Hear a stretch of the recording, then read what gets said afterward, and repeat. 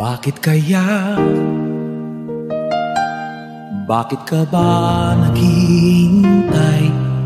Nahimukin pa, pilitin pa ng tadhana. Alam mo na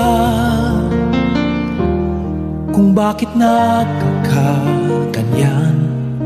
Lumulutang, nasasayang ang buhay mo at ang ibinubulong ng iyong puso. Natutulog ba ang Diyos? Natutulog ba? At ikaw ay